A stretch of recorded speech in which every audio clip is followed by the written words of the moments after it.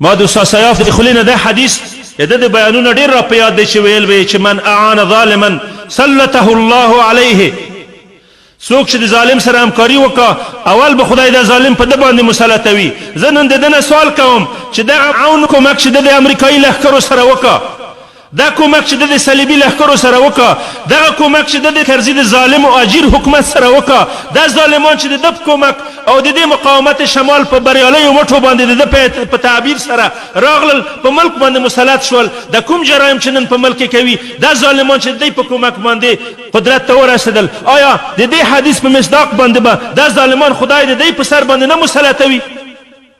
انتظار وباسئ دغې ورځې. رسول صلی الله علیه وسلم دروغ نه دی ویلي.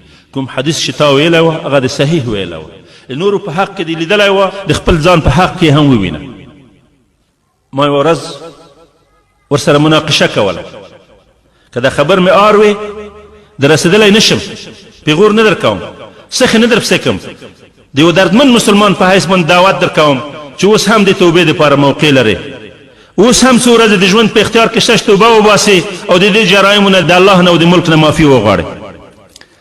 ما ورته ویل چې طالبانو سره جنگ مه کوه. ما ته ویل یاسره که د طالبانو سره جنگ مستحب هم وای ولا که ما کړی وای خو واجب یې بولم.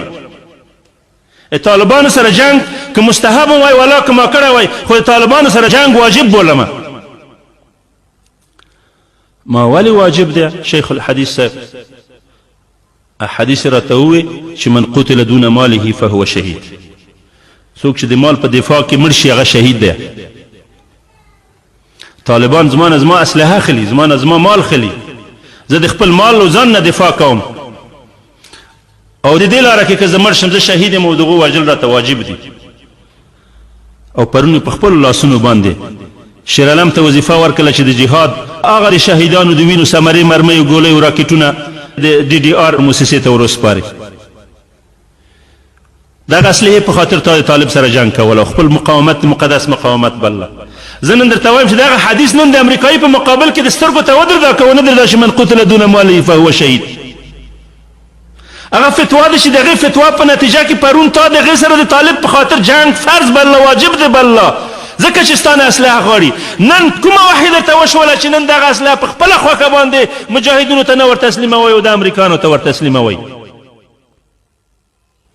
الله د پروني انحراف جزا درکوي چې دغه سوالات مبتلا کړی. خو ګوریا موږ څو ورځې په جهاد کې د سره تېرې کړې، والله کوم دغه کفر په تاسو ولورېږي چې د کفر په لمن کې پراته وئ او په دې ځای کې واقع ویه.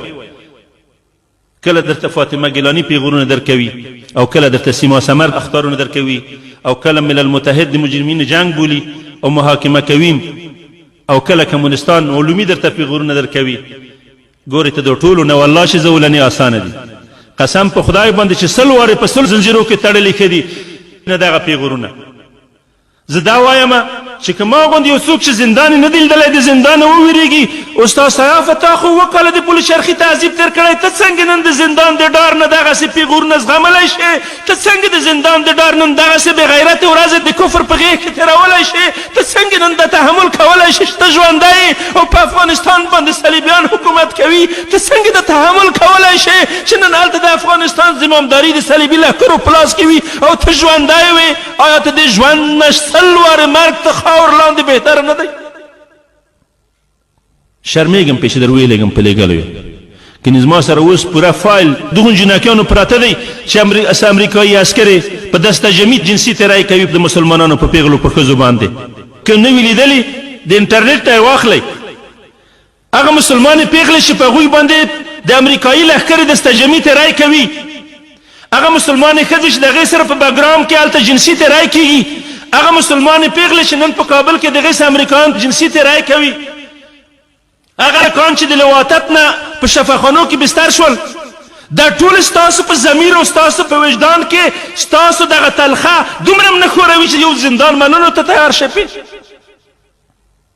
د زندان ته به ورځئ او په دې زولنو به تړل کېږئ. که د امریکایانو زولنې ونه منلې نو د زبانیت العذاب زولنې درته تیارې دي.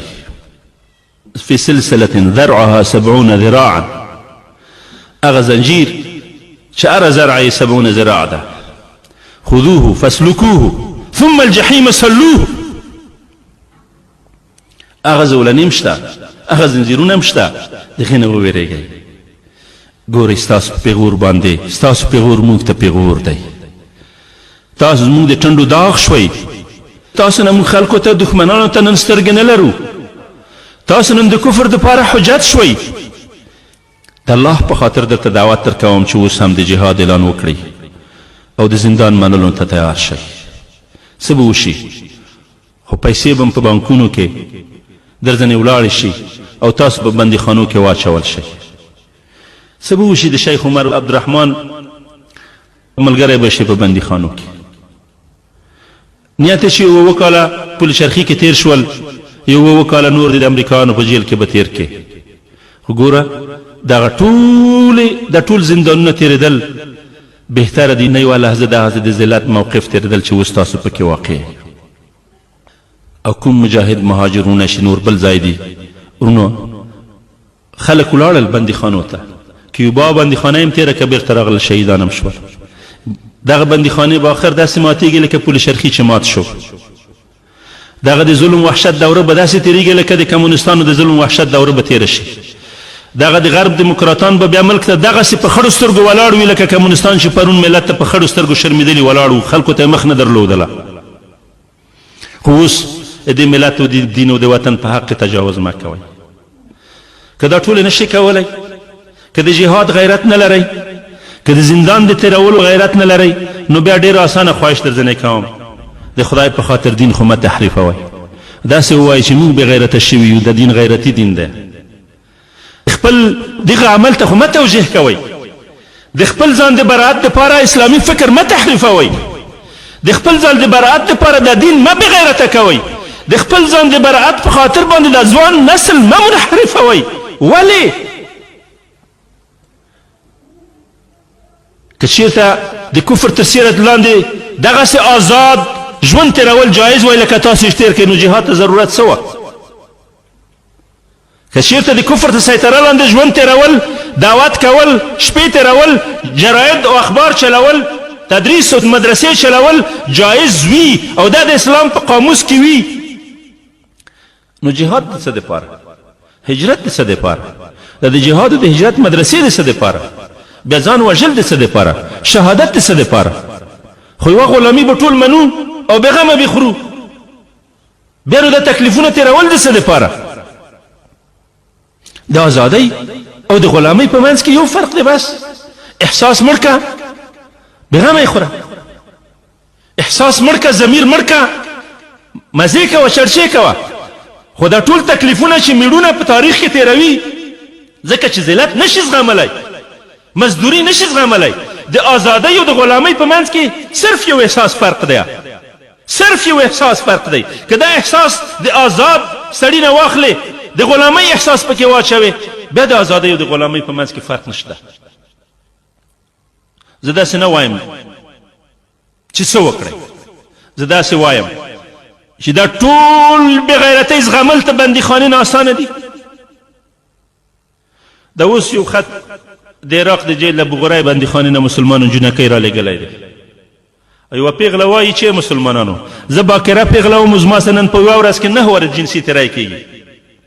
ای مسلمانانو نن د معتصما چیغه کوم، څوک یې غږار وي؟ استاد صاحب چې پرون د جهاد په وخت کې د طایف په مؤتمر کې د اسلامي ملکونو د مشرانو په مجلس کې د معتصما شعر ویله او مطلب یې دا وه چې دغه احساس په اسلامي مشرانو کې پیدا کړو. نن دا د معتصما غږ نن استاد صاحب رباني او مجددي او پیر صاحب او نور د جهاد مشران چې هلته ځان د جهاد مشران بولي او د جهاد دوره یې تېره کړې ده، نن هغو ته دغه غږ پورته کوم چې دغه پیغله چې دغه معتصما چیغې کوي، په تاسو کې ضمیر دره مړ شو؟ د شهیدانو په قبرونو چې تېرېږئ نه ترې شرمېږئ؟